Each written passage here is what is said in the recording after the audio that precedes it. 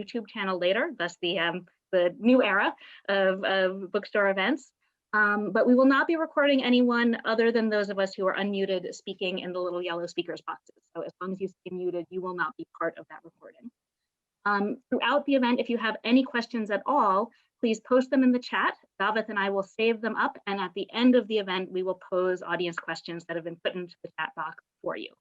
So please use that chat box to ask any questions you might have. And now I'm going to hand things over to my wonderful colleague and co-host, Davith Wood. Well, thank you so much, Rachel. It is a great pleasure to once again introduce Rinpoche Dzigar Kongtrul at Northshire. His event in 2018 for his last book, Training in Tenderness, was a really wonderful evening that I will always remember. Dzigar Kongtrul Rinpoche grew up in a monastic environment and received extensive training in all aspects of Buddhist doctrine. In 1989, he moved to the United States with his family, and in 1990, he began a 5-year tenure as a professor of Buddhist philosophy at Naropa University. He also founded Mangala Shri Bhuti, his own teaching organization, during this period. He's established a mountain retreat center, Longchen Jingmi Samten Ling, in southern Colorado. Rinpoche travels throughout the world teaching.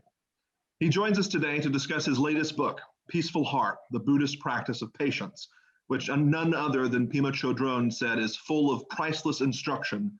And Sharon Salzberg said that this powerful book is the support each of us needs in this new world we've landed in, where patience is needed more than ever, and I think today in particular. We are lucky to be joined for this special conversation with Sasha Dorje Meyerowitz, who has been a student of Kongtrul Rinpoche since 1997. He has had the honor of serving on the administration of Mangala Shri Bhuti since 2000, most recently as executive vice president. He is also the COO of Narrative Inc., a storytelling company. So join me all, please, in welcoming to Northshire Live, Sasha Dorje Meyerowitz and Rinpoche, Dzigar Kongtrul Rinpoche. Good evening again, Rinpoche, and good evening, everyone. It's a pleasure to be here with you, and real joy to speak about this book with Rinpoche and have a chance to ask a few questions. I wanted to just begin by saying that the Buddhist teachings are incredibly interconnected. There's an enormous amount of logical interconnection throughout the teachings, and I thought that was important to note because in Rinpoche's introduction, he connects his previous book that David mentioned, Training in Tenderness, to Peaceful Heart. Rinpoche, you talk about how the tender heart that's innate to all beings needs protection, and that the patience practice helps to protect that heart and flow. So there's a reason we practice patience. It's maybe not just, to not get angry in its own right. So I was hoping, Rinpoche, you could begin by making that connection and setting that context, because again, I thought that was quite an important point. Thank you. Thank you all for coming and joining us here. And I hope this is a benefit. And first of all,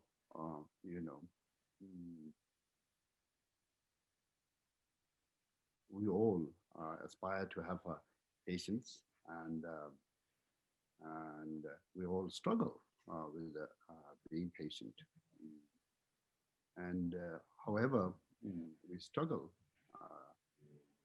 nonetheless, I think we see that being patient is, as we grow older and older, is going to be very rewarding, and it's going to be one of the ways that we could actually keep our mind and heart calm and in peace. And I'm one of those ones who really aspires to be more patient, more patience to be developed in myself.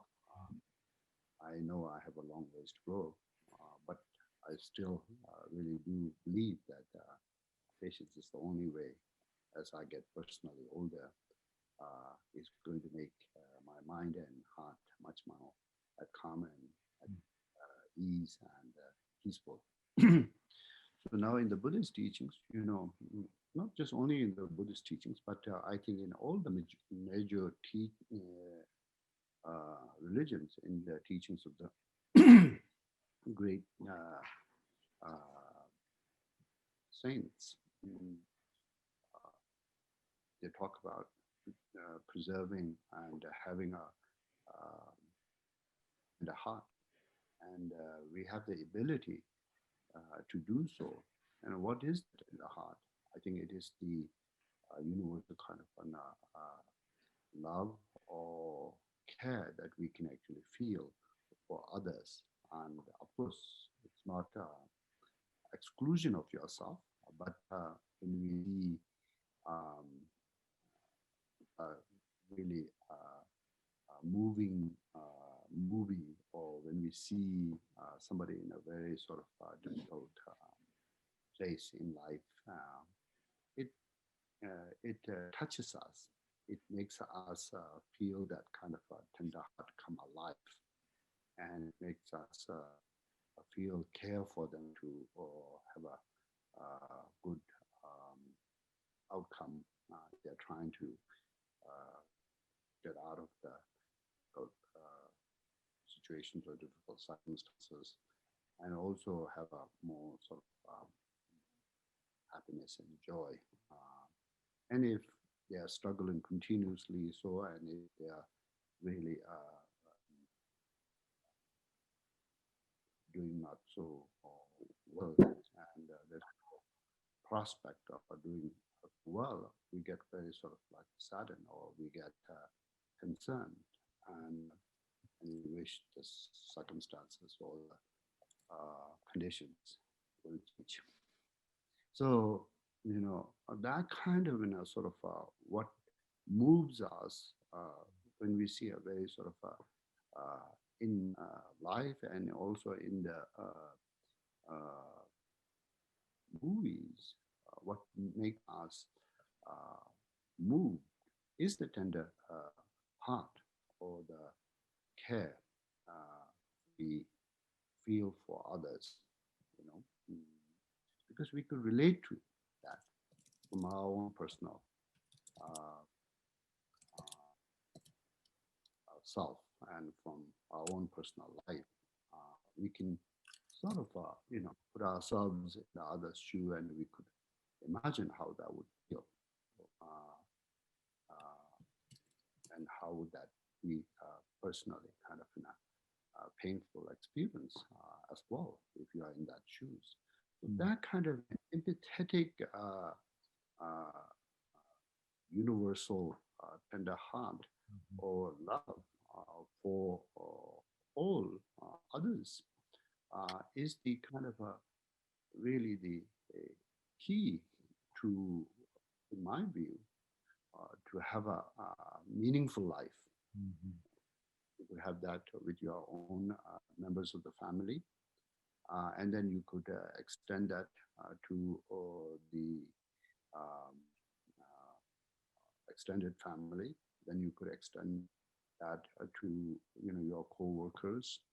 Then you could extend that to your community, and then you could extend that to the humanity in large.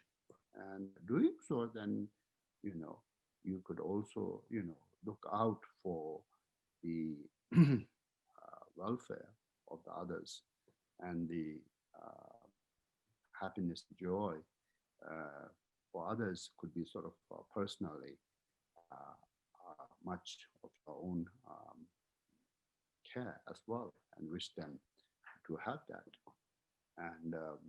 And also you could have a concern for others' welfare as well, and you could feel the pain as well, and wish them to be free from the pain and the conditions of the pain. And in that way, our habitual mind doesn't get all locked down. Sometimes we have a tendency, and we can actually feel it in ourselves, and we can see it in others. We could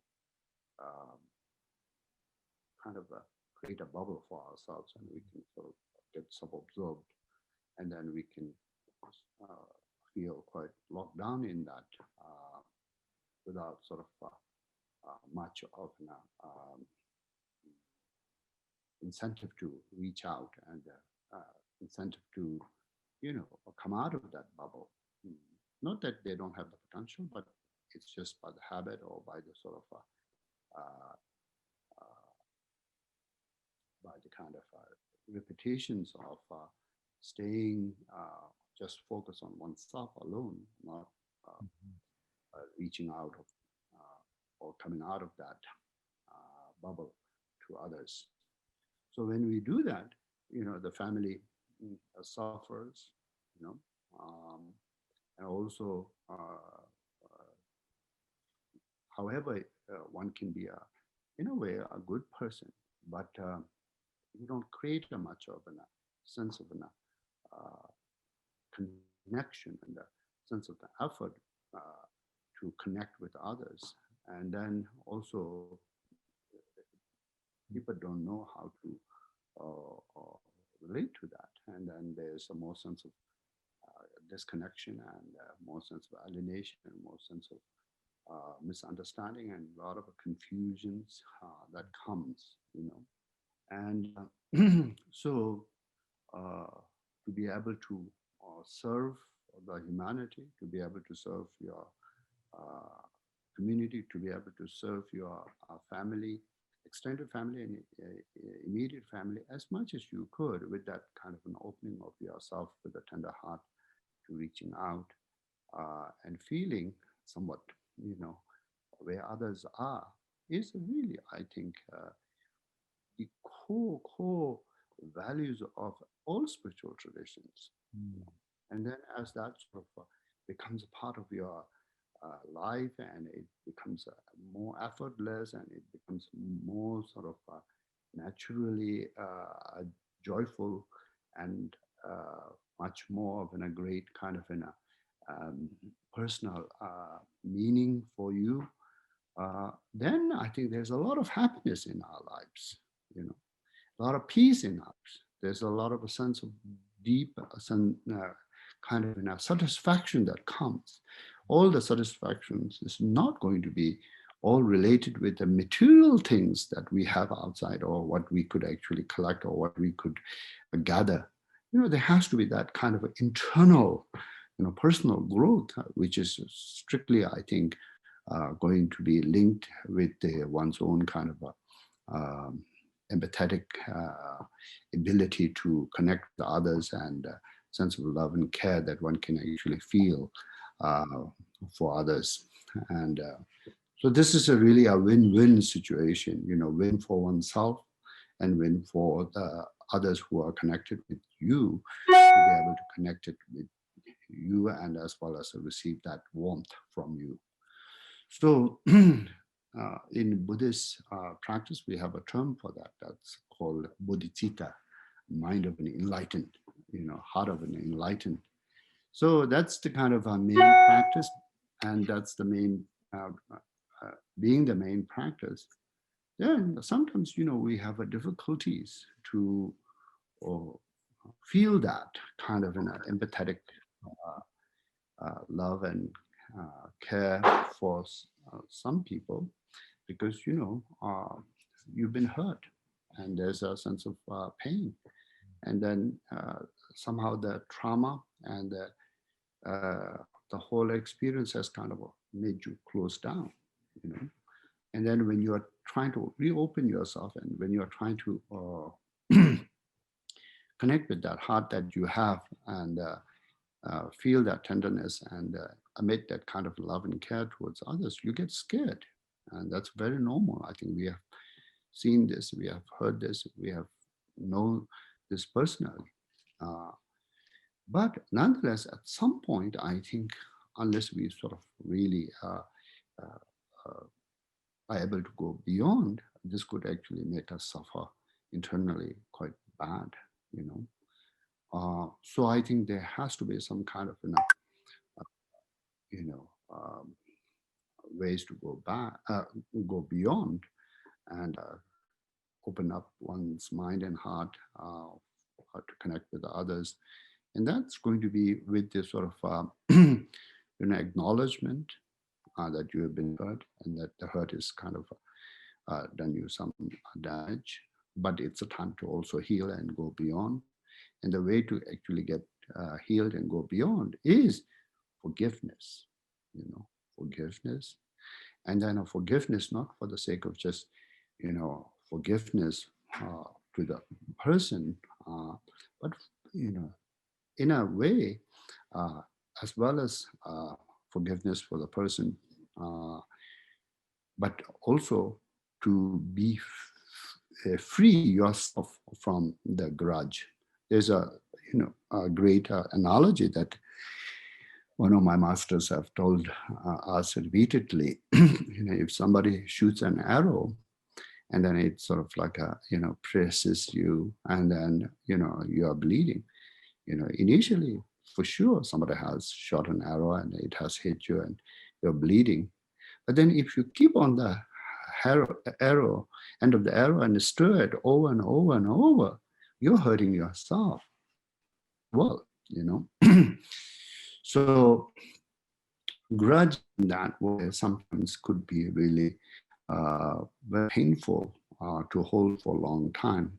So we have to know that, we have to be able to heal and go beyond, and forgiveness is the way to do it. So, and forgiveness is not a weakness. Forgiveness is a strength, really a tremendous strength. And it also allows you to be free.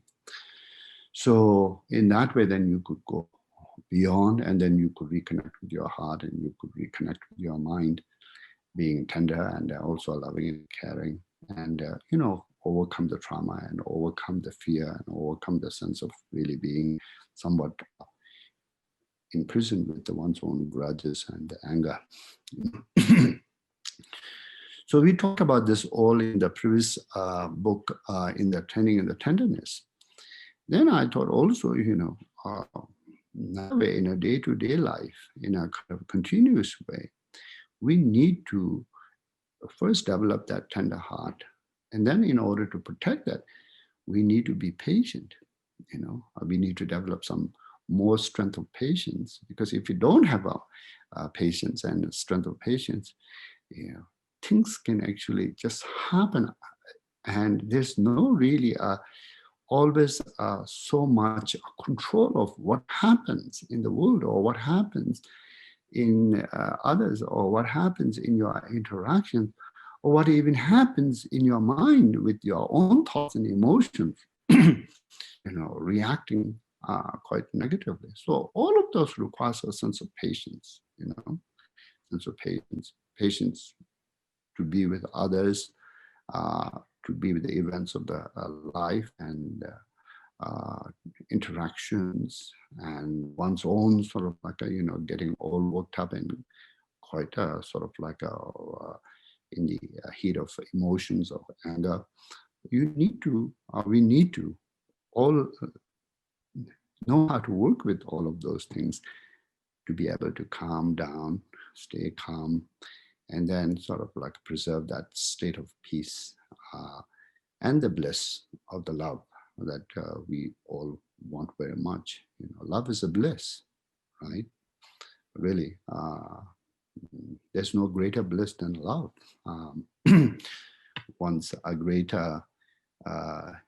Sufi sage was asked by a student, what is heaven? And the sage said, a love in your heart. And then the student asked, what's hell? Lacking that love in your heart for the humanity is the hell. So love in that way is, equated to heaven or bliss, the supreme bliss. So in order to sort of protect that, secure that, and try to sort of have that sort of burning inside of us, we need a patience as an armor for that. So that's why I thought this is a sequel for the Training in the Tenderness, this patience practice.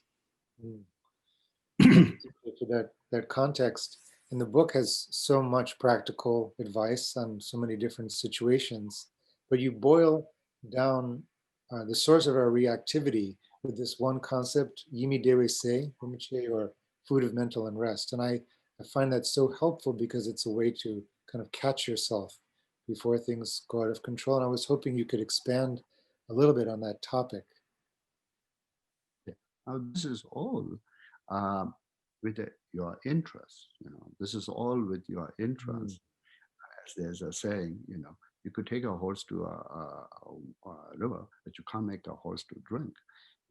There's all, whether it's the kind of tenderness in your heart and bliss of love being cultivated in your heart, whether that is valuable or not, or one would have to have a sense of personal interest in there very strongly, and then also forgiveness as well, and then to really value the patience as a protection or armor, and one's life. One has to see how patience can translate into a more peace in one's life as you grow older and older, especially when everything kind of, in one way or the other, eventually is going to fall apart, right? So only what one can do is be patient with oneself and the situations, and then also have a kind of a greater perspective, as what's happening in one's life, and then take a solace in that. So this, the agitations, that comes in our mind prior to we become impatient or we lose our temper and we get into sort of like a stronger emotion, like anger or grudges, and grudges turning into an aggression or anger. This kind of a small agitations or irritations, whatever you want to call it, it's like a food. Our food nourishes the body to kind of get strong like that. Shanti Deva speaks of this is as a sort of mental agitations that feeds our anger, that makes our anger grow. And so basically it comes down to, two kind of scenarios. One scenario is we want something, and we want something to happen. And in that scenario, when we want something and we want something to happen, and it's not happening, and we are not getting what we want. And then we see there are obstacles, and there are obstacle makers, maybe many, right? Then we get agitated. Then we get angry with them. That's a one way, we feed our anger. Then another scenario is we don't want something. We don't want something to happen. Now, in that scenario, when we don't want something, when we don't want something to happen, and it's happening. And then there's people, maybe many people, you think, are bringing this on to you, into your life, then you get agitated. Then you get angry, So as in the Buddhist text by the Shantideva, he states, Mindupa, like Kekchepa. In this way, we get angry, Now, of course, in the book, we don't have the time to go into details of that. But in this way, we get agitated in 72 ways. And then our mind gets sort of like a fed in 72 ways to get our agitation turn into a grudges, and grudges turn into an anger, And then that's how we lose peace. When you wake up in the middle of the night, you had a nice sleep and you are still quite actually, most probably could go back to sleep and have another couple of hours of a good quality of a sleep, especially in the early morning. It's a very good quality of a sleep. Somehow, you remember somebody, having said something or done something that's not your liking, and then you get agitated or you get angry, you lose that sleep. Or maybe it would be, you would not, in the first place, be able to fall asleep.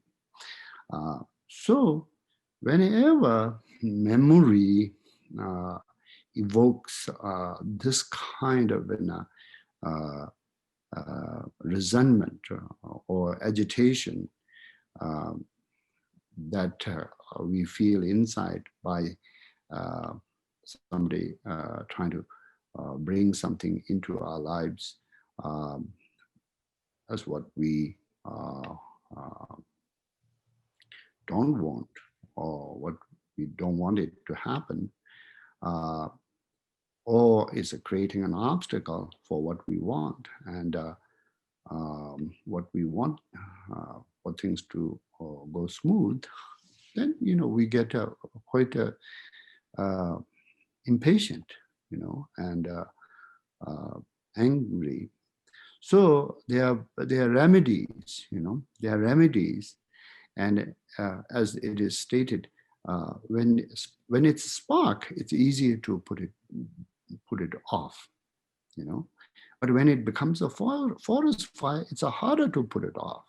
So when it's small agitations inside of you, you haven't said anything, you haven't done anything, you haven't reacted badly at all, especially in the close circle of your friends or close circle of your family members, and the close relations, like a significant others that we live with. Time can heal, time can move on, time can actually sort of cleanse, and you could restore your sense of peace and sense of love. And for that very moment, whatever was kind of a disturbing, it just very easily be purified, but we need to have that perspective. We need to have that patience. We need to be able to see this is good for us, this kind of small agitations that comes prior to losing our mind, to succumb to anger, to be aware and to be able to work with it, and to be able to sort of let it go or forgive, or see that it's not very significant. There's a much more significant at risk if we are not careful, This kind of sort of how do we say, self-reflection. Self-reflection is much more really to do with basically trying to employ your wisdom to have a self-control, right? Self-control, not the emotion to get the best of us. Not all emotions, but destructive emotions to get best of us. When the destructive emotion gets best of us, what happens is, a force comes. Unwillingly, that force sort of like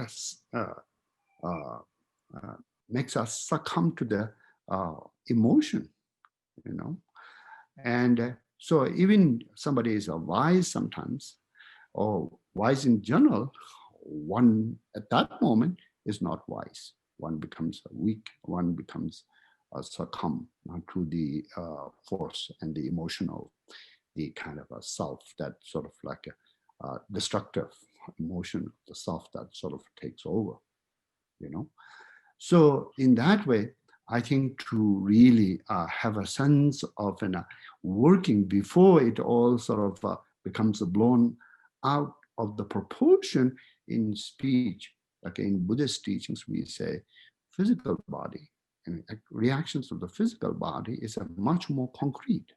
Speech is, some are concrete and some are not concrete. Mind and the emotions is unconcrete. So when things are taking place in the mind and the emotions, you could very easily kind of, change your perspective, change your thinking, change your, direction, change your state if you are interested to work with. It's much more fluid.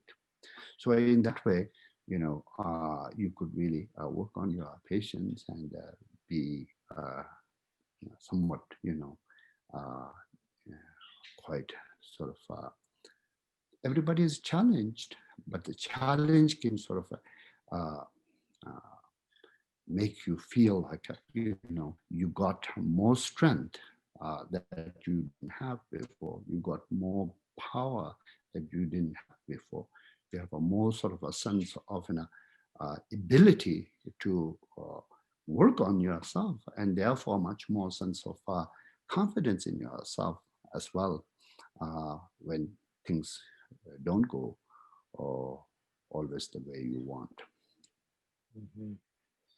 That's so true, Rinpoche. When you need to have some success with patience to then build that interest to do it again and again and again. There's a peace and happiness of coming through successfully with the patience practice. It kind of changes your perspective on these situations. I think, the more you are able to work with yourself, you will get more into it. Yeah. More you feel self-empowered, you feel more kind of like passionate about developing things that sort of will allow you to grow in that direction. Rinpoche, some years ago, you introduced this notion of simmering, and I think it was directly pointing at this Yimi de Wise. So we have the perspective and the interest you're talking about, but then when it comes down to it, that irritation's there, and we kind of get confused what to do next. Now, in the beginning, there has to be some simmering, because the discomfort or the agitation or the kind of whatever the habitual resentment is going to be somewhat annoying inside, and so you have to simmer in that a little bit. But when you simmer in that, you have to tell yourself, this is good, instead of this is bad. You have to say, this is good. As long as I don't react with this is good, because in this way, then I will be able to apply myself to overcome this and then feel the peace as well, feel the reward as well, feel the kind of a sense of the vulnerability turn into sense of strength and inscrutable, So you have to simmer a little bit. And right away, you can't apply all of the remedies, that simmering, when you engage for a little while, and then when you find an quiet place, usually it is very helpful to find in a quiet place to kind of taking a walk in park, or just sitting on a cushion, or just taking a little bit of a sort of time for yourself. And then most importantly for the Buddhist, to be able to do some little bit of a shamatha first, the concentration on the breath to calm down your energy in the body and the energy in the mind, and then apply the reasonings to kind of overturn your agitations into a sense of patience is very, very helpful. Mm-hmm. Rinpoche, on that point, I wanted to read this short quote, stanza from Shantideva. I think it relates to what you said about thinking simmering is good, or having to have some patience is good. Shantideva writes, "The cause of happiness is rare, and many are the seeds of suffering. But if I have no pain, I'll never long for freedom. Therefore, O my mind, be steadfast." And from there, you spoke about the unconventional thinking of Dharma, Rinpoche, and I thought you would say more about that, because it's very supportive in this way of thinking. Yes, it's a sort of, for example, we are all in the pandemic right now, and we are all impatiently waiting for the immunization and the injections. As a child, you wouldn't like anybody giving you injection. We all most probably hated it, right? That pain, of injection. As a child, like a 1 year, 2 year, we all most probably cried. But knowing that how this could actually turn in the favor of our own well-being and turn all of the kind of our lives around to be a much more better, and the world to be better, we are all impatiently waiting for that, that injection we hated, that poking needle in our arms that we hated when we were 2 or 3, right? So it all depends on your value, It all depends on your perspective, your mental power to know. Just the raw experiences, one thing, it's going to hurt as it hurt then. It's going to not actually hurt less than how it hurt then, But our relation changes because of our perspective is changed, our value is changed, our sort of a way of kind of seeing how this could be a benefit for us.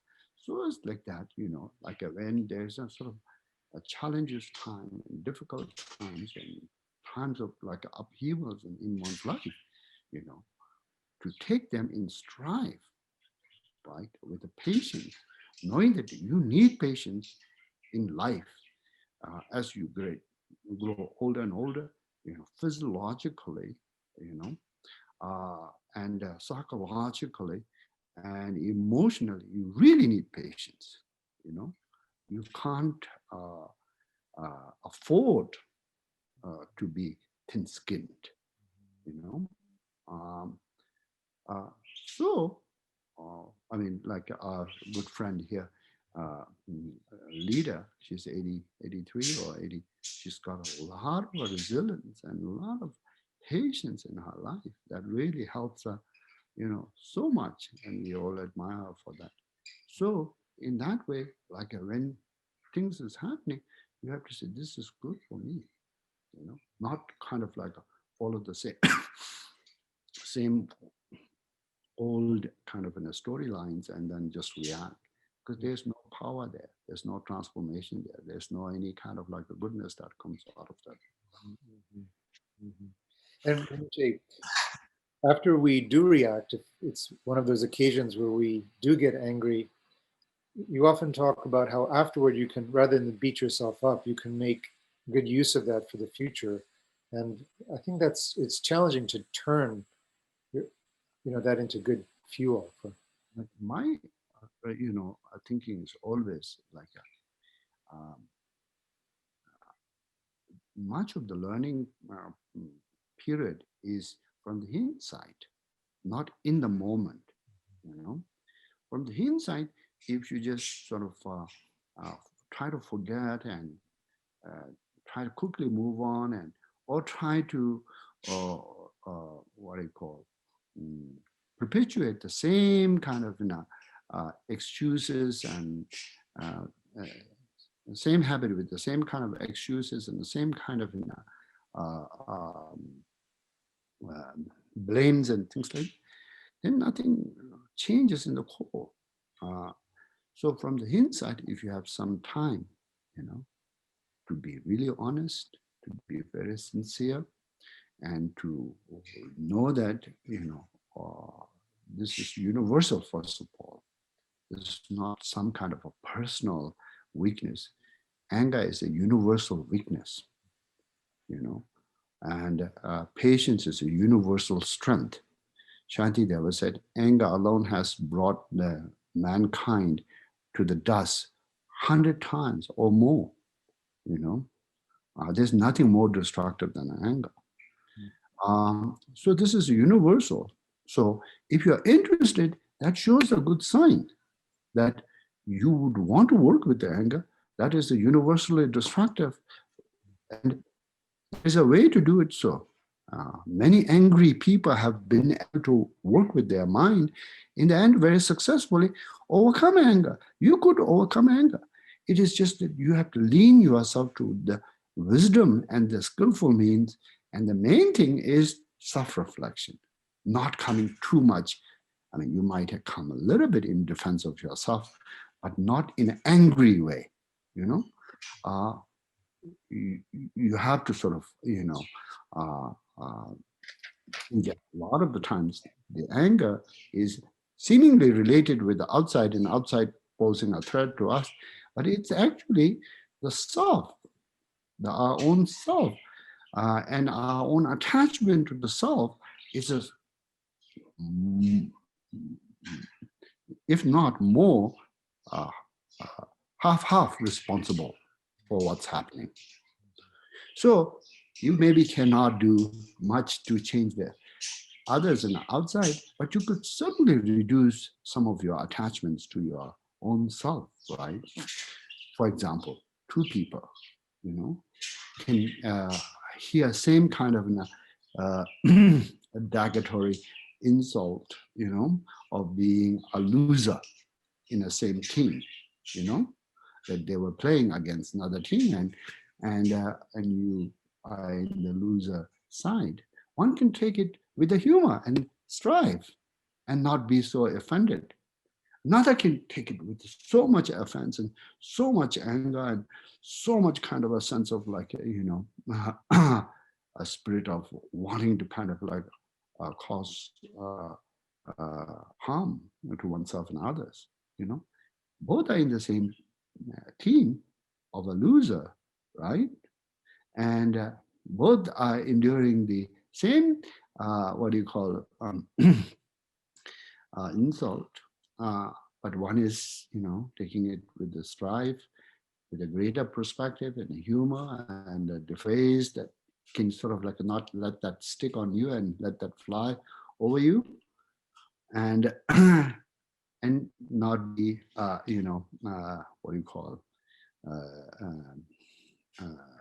bad loser. Another can be, of course, losing is never pleasant for anybody, but it's, not only that, when it's getting angry,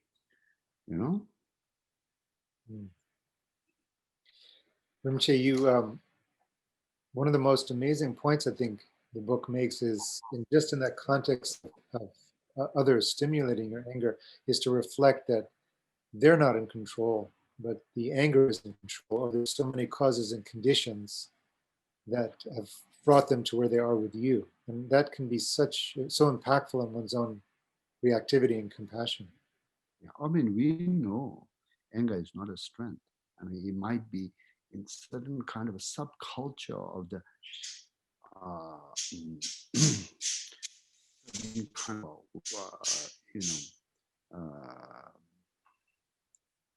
gang and certain kind of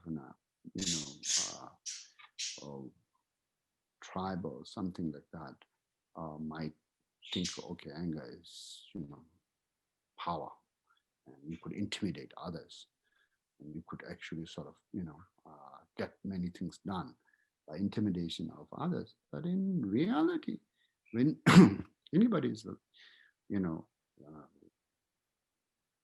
life has some experience of working with the mind and some, greater intelligence, we know how anger is our weakness. When anger comes up strong, especially in a way we have a very sort of meaningful relations, and harmony is very, very essential, and we want harmony to sustain that relation and have the relation to, support us and have that be a benefit for our own self and our own loved ones to sort of live peacefully and happy and with a much of kind of a gets of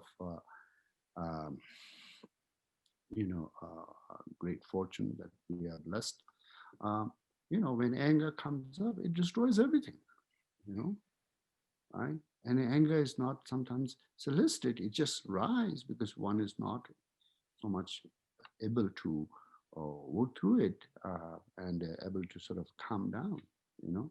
So you could be in a great vacation with your family and everybody is very happy, and then you know, moment when the anger comes, it just sort of spoils the whole vacation, not just for yourself but for your uh, loved ones, and especially for your children, you know. So we know that anger in that way is a weakness, it's not a strength, you know. So that kind of a weakness, now, when it's, you know, seemingly when we are reacting uh, uh, to anger, we think somebody is deliberately, you know, behind that with a willful getting angry and with a willful trying to kind of like do something wrong to us and hurt us. But in reality, it's a weakness. Weakness comes and takes over you. It's not like you enjoy and you solicit and you really feel like it has a great many things to offer to you. Even if you speak that way, that's in always in hiding the weakness, not really exposing the weakness as it is. Mm. So anger in that way, like you know, when we hit somebody with a stick, we don't get angry at the stick, which hurts you, because you know, stick is not responsible. The person is responsible. So we think, you know, to get not angry at the stick, but to the person who's responsible, we get angry. But in reality, emotions, you know, all of the self-centered emotions are more or less just sort of like a byproduct of the self-centeredness, you know, and it comes like a, if there's a fire, going to be smoke, it comes involuntarily, you know. So a person is not in a good state itself. Mm. And then in thinking like that, and then, uh, you know, self-reflecting and seeing, is that a true or not? In your own case, when you get angry, because nobody is a saint and everybody has got angry at some point in their life. So, you know, one can actually sort of analyze from one's own experience how that is. And if that is the case, then you could have a more empathy in that way. And the empathy helps for you to kind of not react in that usual manner as if somebody is deliberately hurting you. Somebody who seems, who we think is deliberately hurting us, is in reality is out of control. Mhm. Rinpoche, when we, I think there's always the question, you know, if I don't react angrily, if someone is being kind of aggressive, really irritating or actually aggressive, you know, I won't sort of be able to get through the situation or have the effective communication I want. But and maybe we don't ever make the journey past our own angry reaction to know how to communicate better at that point. But what does that look like if you're faced with, you know, aggression and you don't respond with aggression? What's the communication look like? Well, I think you know, usually there's a lot of misunderstandings, you know, in all of our angers. There's a lot of, you know, uh, prior to the misunderstanding, a disconnection that is taking place, you know. And a lot of this disconnection is a lot of the times just not having enough of a time and space to kind of, you know, uh, enjoy the connection or reinforce the connection, you know, reinforce the connection. So, like for example, like when, you know, like in the in the many of the events, you know, of that, you know, if you just extend kindness, it clears up the whole thing. If you're affectionate, it clears up the whole thing.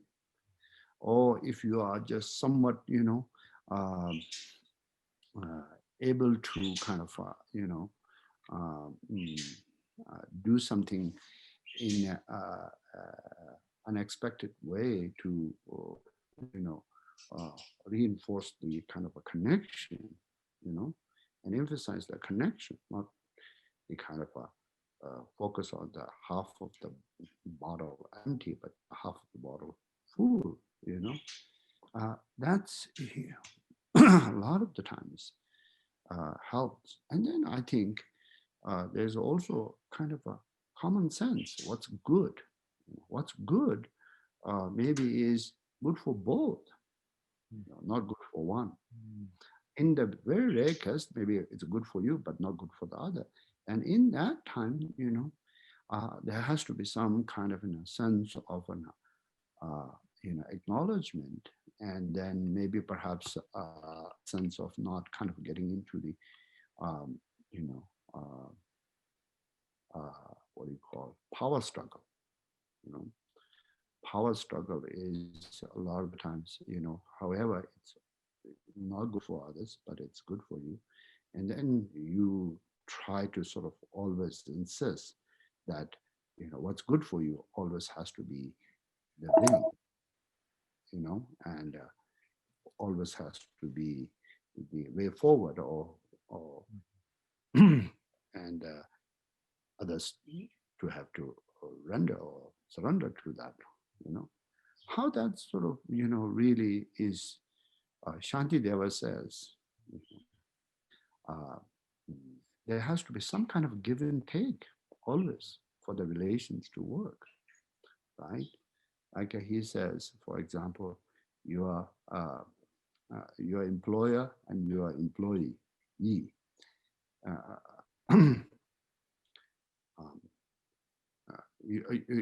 Your employer and you have some employee. However, your employer, you don't want to, you know, you're very stingy with not wanting to pay much, you know, or give a good wage, you know. Now, if you stick to that, right, and stick to that, but yet on the other hand, you expect them to have good work done for you. That's not going to be balanced. It may be normal to feel some stinginess, but also according to the work done, you have to overcome your stinginess and give the rightful wage or the salary or the payment, you know. Now, similarly, if you're an employee, you know, maybe hardworking is difficult, you know, for everybody, right? But, you know, at the same time, you have to overcome that. And by overcoming that, you have to work hard, you know. If you do not, and you just are lazy and you just kind of stick to your kind of a feeling of, I don't want to work hard, you know, I don't want to extend much, you know, I don't want to do something beyond what minimally I can do. But yet at the same time, you expect a big wage or big salary. In the end, that's not going to be balanced. Right? So everybody has to kind of like work on themselves, and, you know, in order to take something, you have to give something in that way, you know. So that kind of a communication, I think, when there's a lot of power struggles, you know, if you could communicate, I mean, this is the points of the communication, right? How does this is going to work without some exchange, give and take, right? Even in the samsara, we need some give and take, he says, to have a peaceful life, to have a good life, you know, let alone in the enlightenment. So you try to communicate in a good time, in a reasonable time, in a times when you feel more connected, you know, right? And then hopefully, you know, one will sort of like not just strictly hold on to one's power and try to maintain the power struggle, which I think people do, but I think it's very foolish, and they don't have that kind of a sense. It's maybe old school, but in the kind of a more enlightened, in the more sort of really wise way to kind of work with any kind of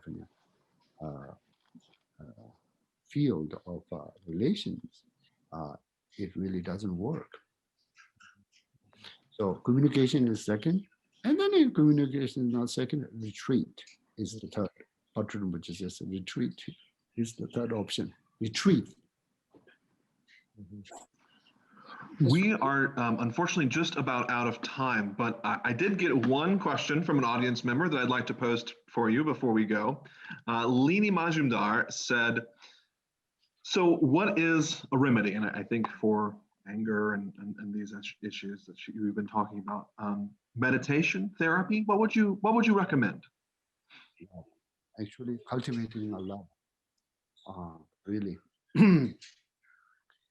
That in a good time, not in when you are in the heightened state of emotion of anger or grudge, or when your mind is worked up. Generally, in life, to have a universal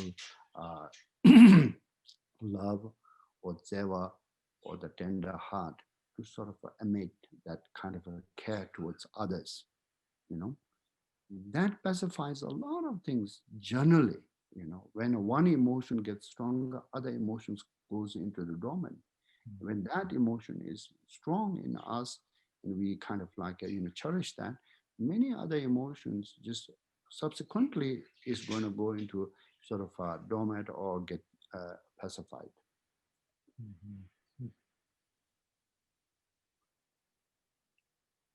It's called Pen Kapo Chituk, one remedy for all illnesses.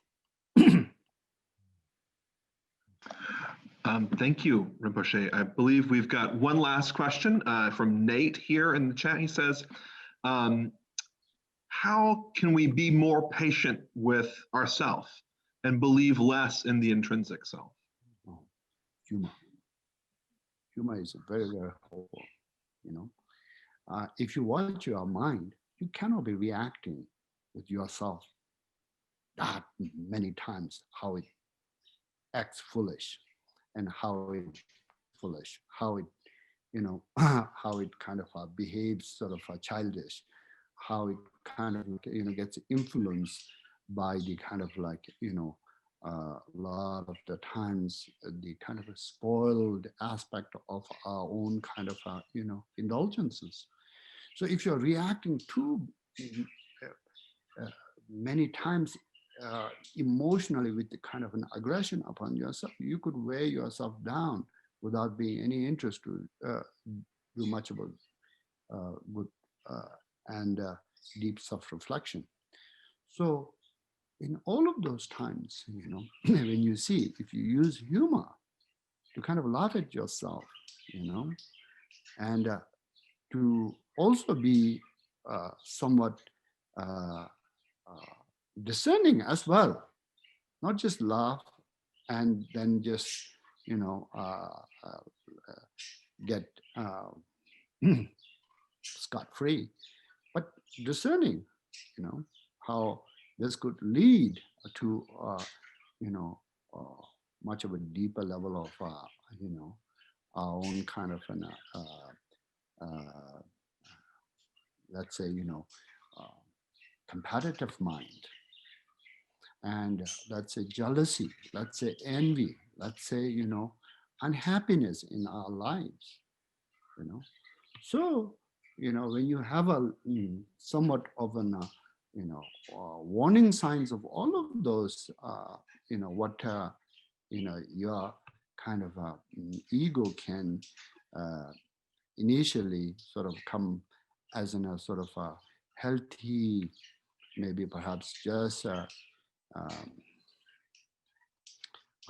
somewhat not very harmful competitive, but you also have to know, there has to be a limit to that,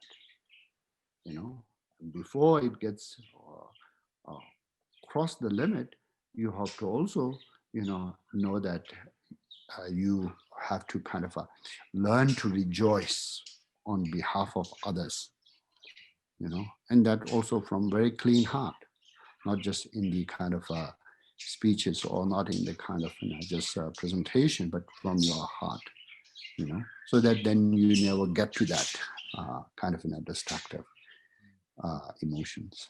So I say humor is a very good remedy in the beginning, and then apply all of the rest of the deeper meaning of remedies. And like for example, if you focus, if you have a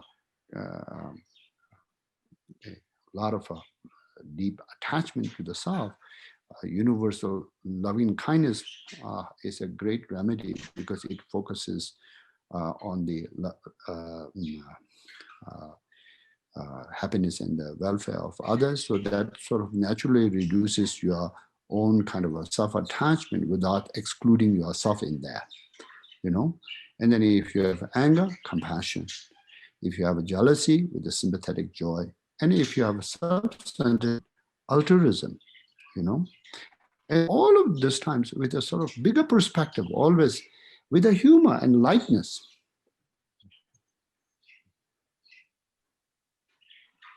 Rinpoche, thank you so much for this evening. I am afraid we are out of time, but you have been so generous with us, and this has been truly a wonderful evening. So thank you very, very much. Thank you, Sasha, for a great question. Oh, sorry. Thank you all very much for being here and really hosting us. And I hope that if you get to read this book, I hope that it's a benefit for you, that you will attend to this over and over to develop the patience. And end game, I hope that all of our lives become much more peaceful and better, with this sort of stronger strength and a stronger kind of a conviction, at least in the patience and the practice of the patience. Thank you so much, Rinpoche. Thank you, everyone. The new book is Peaceful Heart. It is a companion piece to his previous book, as he likes to think of it, Training in Tenderness. You can get both of them at Northshire in person or northshire.com. And thank you both so much. Thank you. Thank you. Thank you, everyone, for being here, and we'll see you at another event soon. Have a great evening.